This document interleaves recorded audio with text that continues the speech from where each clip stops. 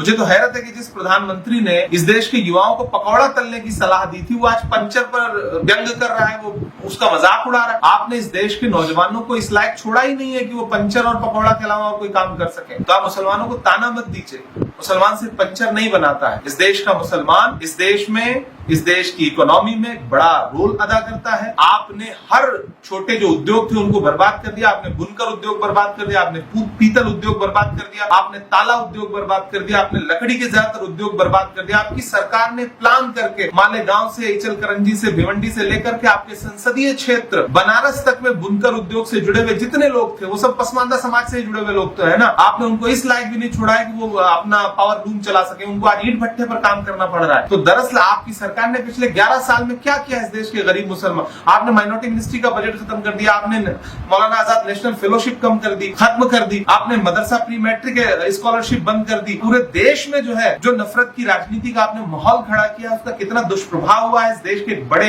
वर्ग के साथ। आपका जो माहौल है, इस देश में मॉब लिंचिंग के शिकार जितने लोग हैं वो किस वर्ग से आते हैं? क्या वो पसमानदा समाज के लोग नहीं है? पहलू खान पसमानदा नहीं है, तबरेज अंसारी पसमानदा नहीं है, अखलाक पसमानदा नहीं है, जुनैद पसमानदा नहीं है? तो ये जिन लोगों के साथ आपकी सरकार में पिछले 11 साल में जो व्यवहार हुआ है, आपकी राज्य सरकारें जिनका घर तोड़ रही है वो कौन लोग हैं? ऐसे में मुझे लगता है कि प्रधानमंत्री जी, आपका कानून पूरी तरह से संविधान के खिलाफ है। और जिस तरह आपने कृषि कानूनों को वापस लिया था, एक दिन आपको वक्फ कानून भी वापस लेने